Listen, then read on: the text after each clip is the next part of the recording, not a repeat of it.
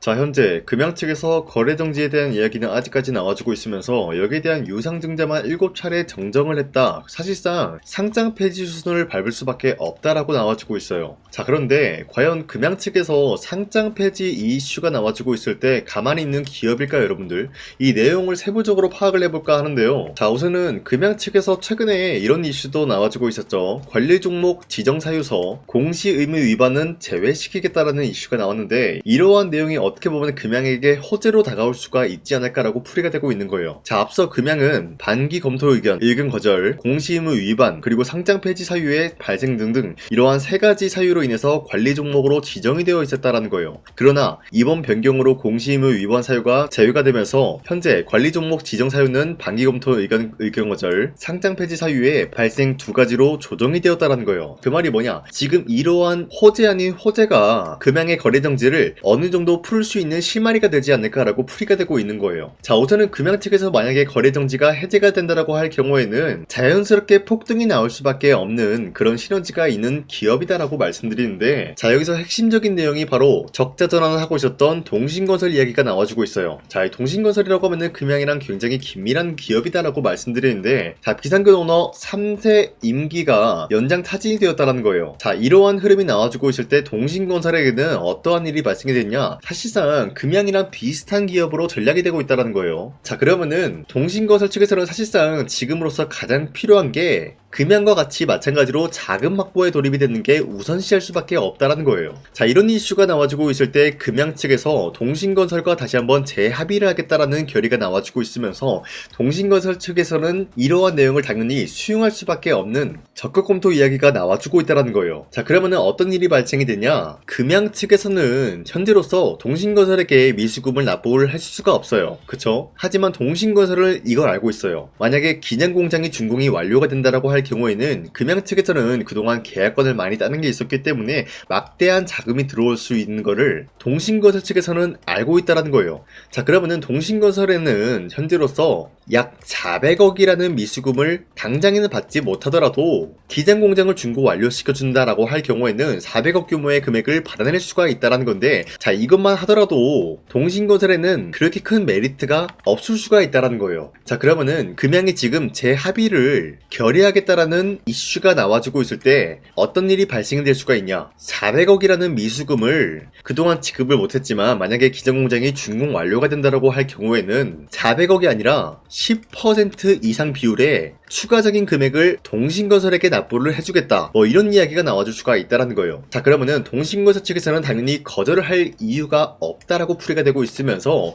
자, 이런 식으로 동신건설과 금양 측의 재합의 이야기가 나와줄 수가 있다라고 말씀드리면서 사실상 MOU를 체결하는 것과 비슷한 시너지가 나와줄 수가 있다라는 거예요. 자, 그렇기 때문에 지금까지 이러한 내용을 파악을 해본 결과 현재로서는 거래 정지를 당한 모습이지만 금양에게는 아직까지 희망이 존재한다라고 풀이가 되고 있습니다. 자, 그리고 최근에 코스피가 6,300원대까지 찍어주고 있었던 모습이었지만 그 이후로 갑작스럽게 하락세가 나와주고 있었다는 거예요. 최근에 이스라엘과 미국의 갈등 악화가 고조가 되고 있으면서 여기에 대한 악재 영향으로 인해서 이러한 하락세를 보여주고 있었다는 거예요. 자, 하지만 당장에 다시 한번 반등이 나올 수밖에 없는 흐름이 어떤 것이었냐? 이러한 하락세는 기본적으로 주주들 심리가 악화가 되면서 과매도하는 구간이 나올 수밖에 없었다는 거예요. 자, 그렇기 때문에 이러한 상황 속에서 많은 분들이 잘못된 종목을 공략을 한다라고 할 경우에는 수익을 본다라기보다는 손실을 볼 위험이 있다라고 말씀드리겠습니다. 자, 그렇기 때문에 여러분들 더 이상 아무런 종목 공략하시고 손실 보지 마시라고 저 강산이가 종가 베팅을 통해서 하루에 3가지 종목씩 종목 선정을 도와드리고 있는데, 보신 바와 같이 2시 6분에서 8분 사이에 3가지 종목을 선정해 드리고 있었어요. 이때 여러분들한테 이 종목들을 공략해 드리고 있었던 이유가 종가 베팅이라고 적혀 있는 만큼 종가에 이 종목들을 공략하시고 다음날 자율적으로 매도하라고 말씀드리고 있는 겁니다. 자, 그로 인해서 첫 번째 한미반도체 같은 경우는 현재로서 배당금 최대 규모 지급을 해주겠다라는 소식이 나와주면서 여기에 대한 매수세가 강력하게 투입이 될 수밖에 없는 모습이 나왔었고요. 자, 그리고 두 번째 하나시스템 같은 경우도 국방 반도체 국산화 과속화 일정이 이뤄지면서 여기에 대한 매수세가 유입이 될 수밖에 없었는데,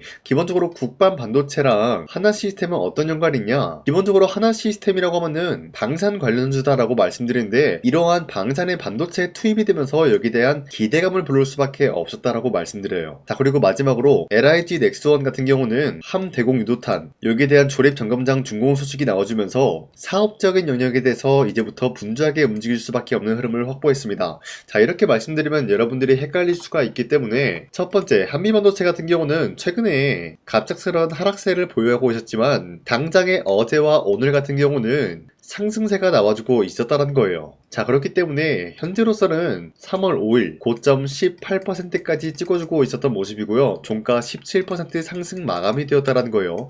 자, 그런데 이러한 종목을 전날 2시쯤에 여러분들한테 알려드리고 있었기 때문에 이때 이 종목을 공략하신 주주님들은 아무리 못해도 20% 이상 상승을 가져갈 수가 있었다라고 판단하고 있어요. 자, 그리고 두 번째 하나시스템 같은 경우도 마찬가지로 현재로서 23% 장대 한번 나오고 상승 마감이 되었기 때문에 여러분들이 최대 노릴 수 있는 구간은 23%에 대한 상승이었다라고 말씀드리겠고요. 마지막으로 LIG 넥스원 같은 경우도 마찬가지로 아래꼬리 말아 올려준 모습으로서 24%까지 장대 한봉이 나왔다는 거예요. 자, 그렇기 때문에 여러분도 충분히 전날에 이 종목 공략하신 주인들은 24%에 대한 상승을 노려볼 수가 있었다라고 말씀드리는데, 자, 어디까지나 이러한 종목들을 하루에 3가지 종목씩 선정해서 여러분들한테 드리고 있기 때문에 여러분도 충분히 이러한 종목을 공략을 할 수가 있다라고 말씀드리겠습니다. 자, 그렇기 때문에 제 영상 화면에 나와 있듯이 구독 버튼 한 번씩만 눌러주신다라고 하시면은 여러분들한테 하루에 3가지 종목 이런 식으로 선정해드리고 있기 때문에 구독 버튼 한 번씩만 눌러주시고 상단에 나와 있는 제 연락처로 구독을 했다라는 인증으로 구독이라고 문자 한 번씩만 보내주시길 바라겠습니다. 자, 그 이후에 제 영상 구독을 해주신 주주님들한테는 하루에 3가지 종목씩 이런 식으로 선정을 도와드리고 있기 때문에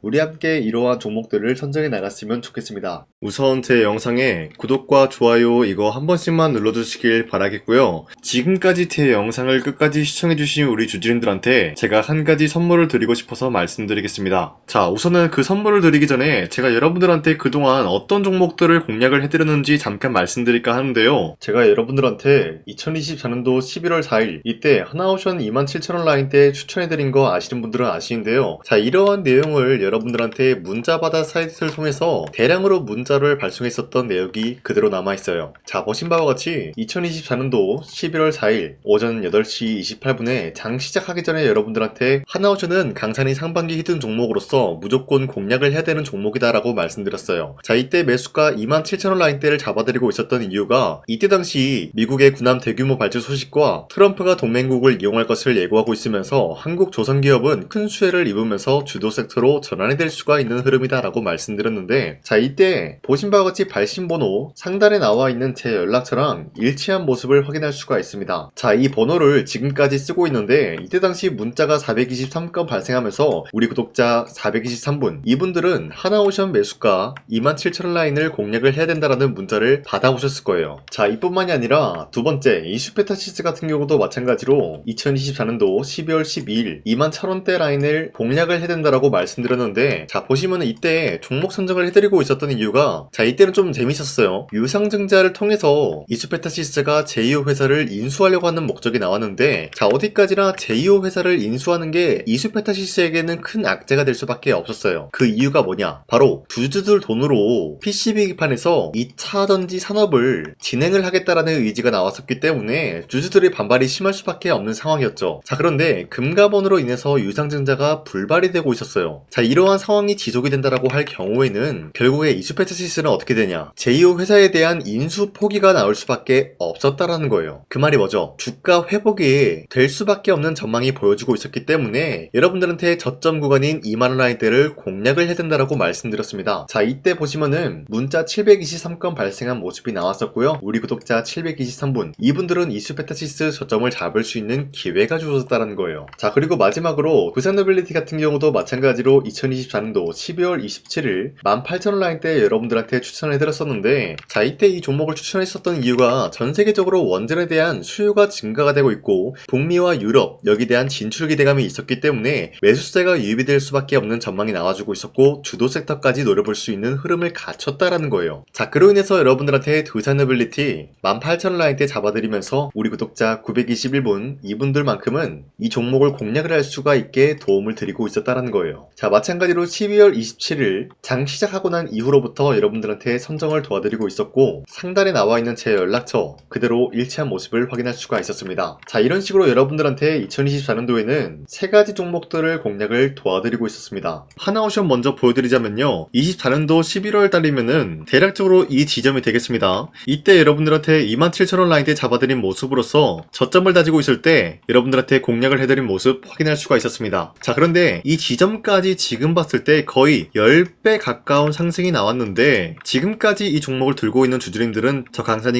다시 한번 축하드린다라고 말씀드리면서, 이러한 상승 모멘텀은 이수페타시스 역시 마찬가지로 24년도 12월 12일 이때가 바로 이 구간이었는데, 이 종목도 마찬가지로 저점 대비해서 6배 이상의 상승을 만들어 나가고 있는 모습이 나타났습니다. 자, 그뿐만이 아니라 두산에빌리티도 24년도 12월 27일 바로 이러한 부근이었는데, 이때부터 지금까지 확인해본 결과 거의 4배에서 5배 상승까지 충분히 노려볼 수 있는 흐름을 만들어 나갔습니다. 자, 어디까지나 이런 상승에 대해서는 상승 모멘텀이 굉장히 중요하다라고 말씀드리면서, 여러분들이 24년도에 하나오션과 이수페타시스, 두산에빌리티 이 세 가지 종목을 놓치셨다라고 하면은 전혀 아쉬워할 게 없다라고 말씀드리겠습니다. 자, 오늘 말씀드릴까 하는 종목도 이러한 상승 모멘텀을 충분히 갖출 수가 있는 종목이다라고 말씀드리겠고요. 제가 오늘 말씀드리고 있었던 3배 이상 폭등을 기대할 수 있을 만한 그런 종목 바로 말씀드릴까 하는데요. 자, 오늘 이게 말씀드렸던 제가 3배 이상의 폭등 랠리를 만들어낼 수가 있는 그런 종목이다라고 말씀드린데요. 사실상 장기간 동안 하락의 추세가 나와주고 있는 모습이었지만, 거래량 보면 알 수 있듯이 세력들이 하락세가 돌입이 된다라고 하더라도 쓸어담고 있는 모습이 나타나고 있습니다.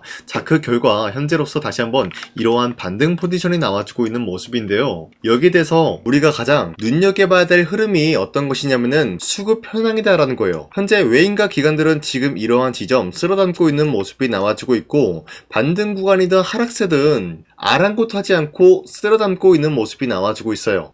자, 어떻게 보면 이러한 구간이 매집 구간이다라고 말씀드릴 수가 있는데요. 이 종목이 어떤 종목인지 분석을 해본 결과 굉장히 충격적인 결과가 나왔다라는 거예요. 바로 현대차와 테슬라 같은 경우가 로봇 산업에 대해서 경쟁을 하는 구도가 나와주고 있습니다. 보신 바와 같이 현재로서는 현대차의 아틀라스 그리고 테슬라의 옵티머스 같은 경우가 각자의 기술성이 전 세계적으로 인정받고 있는 모습이 나와주고 있는데, 테슬라는 어디까지나 로봇 섹터가 두 번째 기획이었죠. 자, 첫 번째는 기본적으로 전기차였고요. 두 번째는 로봇, 그리고 마지막으로 스페이스 항공 관련되어 가지고 단계별로 성장성이 뚜렷한 모습을 연출하고 있어요. 자, 그런데 이러한 상황 속에서 현대차가 로봇 관련되어서 기술력을 뽐내고 있다는 것은 테슬라가 이를 견제하기 위해서 어떤 것을 만들어낼 것이냐, 당연히 로봇에 대한 시장 선점을 위해 나서기 위해서 분주하게 움직일 수밖에 없는 상황이 나타난 거예요. 자, 그러면 기본적으로 어떤 일이 발생이 되냐, 로봇에 대한 수요는 증가가 될 수밖에 없는 상황이다라는 거예요. 자, 그러면은 로봇의 수요가 증가가 된다라는 거는 기본적으로 로봇에 들어가는 부품 같은 경우도 수요가 증가될 수밖에 없는 상황이 나타난 것이죠. 자, 그런데 로봇에는 액추에이터 등등 굉장히 많은 부품이 들어가는데, 그러한 부품들 중에서 우리가 한 가지 종목을 선정을 한다라고 할 경우에는 막대한 상승세를 노려볼 수 있는 기회까지 주어진다는 거예요. 자, 그런데 이러한 로봇 산업에 들어가고 있는 메모리 기술이 바로 LPDDR5다라는 건데, 이러한 기술력을 쉽게 말씀드려서 정보를 처리할 수 있는 능력을 갖추고 있는 것이 바로 LPDDR5다라는 거예요. 자, 앞서 말씀드렸다시피 로봇에 대한 수요가 증가가 된다라고 하면은 기본적으로 부품 같은 경우도 수요가 증가가 된다라고 말씀드렸는데, 현재로서 DDR5 같은 이런 메모리 카드가 수요가 폭증이 됨으로써 가격 또한 마찬가지로 폭증이 되고 있다는 거예요. 자, 실질적으로 8만원에서 10만원대 하던 메모리 카드 같은 경우도 현재로서는 수요 폭증에 따라서 40만원에서 50만원까지 가격적인 부분이 4배에서 5배나 상승이 되고 있는 모습이 나타나고 있다는 거예요. 자, 그러면은 사실상 메모리 관련된 종목을 지금 매수한다라고 할 경우에는 이미 고점에서 매수한 거나 다름없기 때문에 DDR 관련된 종목을 지금에서 공략하기는 굉장히 버겁다라는 거예요. 자, 하지만 로봇에 들어가는 것은 기본적으로 LPDDR5만 있는 게 아니라 2170 배터리도 대량으로 탑재가 될 수밖에 없다라는 거예요. 자, 그런데 지금 상황에서 우리가 2170 배터리 관련주를 잡기에는 너무나 많은 종목이 있다라는 거예요. 자, 하지만 그럼에도 불구하고 우리가 21700 배터리 관련주를 반드시 공략을 해야 되는 이유가 뭐냐면요. 바로 테슬라의 로봇 관련주는 지금 일론 머스크가 계획을 하고자 하는 방향성의 두 번째 섹터라는 거예요. 자, 그리고 앞서 말씀드렸다시피 일론 머스크의 마지막 계획은 바로 우주 스페이스, 우주항공 관련된 기술력을 보유를 하는 것이 목적이다라는 거죠. 자, 그런데 스페이스X에 투입이 되고 있는 것이 바로 21700 배터리이기 때문에 2170 배터리의 수요는 앞으로도 점차 증가가 될 수밖에 없는 상황이기 때문에 우리가 2026년도 반드시 잡아야 될 종목은 2170 배터리다라고 말씀드리겠습니다. 자, 그런데 기본적으로 2170 배터리 관련주를 아무 종목이나 공략을 하는 것이 아니라 국내 소부장 기업들 중에서 테슬라의 2170 배터리를 만들기 위해서 필수한 기술력을 납품을 해주는 기업이 있다는 거예요. 자, 그런데 이러한 기업의 성장성은 앞으로도 분명히 뚜렷할 수밖에 없는 게 앞서 말씀드렸다시피 전기차에도 들어가고 있고 로봇 섹터에도 들어갈 수밖에 없는 흐름 만들어냈다라는 거예요. 자, 그뿐만이 아니라 스페이스라는 막대한 사업에도 투입이 될 수밖에 없는 흐름이다라고 말씀드린 만큼 우리가 국내 이 기업을 반드시 공략을 하게 될 경우에는 막대한 상승세를 노려볼 수가 있다라고 말씀드리겠습니다. 자, 이러한 구조가 있었기 때문에 여러분들한테 이렇게 말씀을 드리고 있는 것인데 현재 이러한 구간에서는 외인과 기관들이 쓸어담고 있는 모습이 나와지고 있었고 그동안 주가가 하락세가 돌입이 되더라도 계속해서 거래량이 발생이 되면서 매수세가 들어와주고 있었다라는 거예요. 자, 기만하지 않겠습니다. 이 히든 종목을 여러분들이 꼭 받아보고 싶다라고 하시는 분들은 상단에 나와 있는 제 연락처로 구독이라고만 문자 한 번씩만 보내주시면요. 제가 선착순 1000명한테만 이 하나오션 그리고 이 스페타시스 두산어빌리티 여러분들한테 증명을 해드리고 있었던 것처럼 이 1000분한테만 이 종목명이 뭔지 여러분들한테 문자로 발송해드리겠습니다. 지금까지 제 영상 끝까지 시청해주신 저 강산의 찐 구독자님들 이분들한테만 이렇게 히든 종목을 선물해드리고 싶어가지고 준비한 거니까요. 반드시 구독이라고 문자 보내주시길 바라겠습니다. 이게 날마다 오는 종목이 아니기 때문에 지금 여러분들이 저한테 문자 안 보내주시고 그때 가서 후회하지 마시고요. 선착순으로 1000명이기 때문에 지금 빠르게 상단에 나와 있는 제 연락처로 구독이라고 문자 한 통씩만 남겨주시길 바라겠습니다. 자, 지금까지 제 영상 끝까지 시청해주신 우리 주주님들 다시 한번 감사드린다 라고 말씀드리면서 영상 마무리하도록 하겠습니다.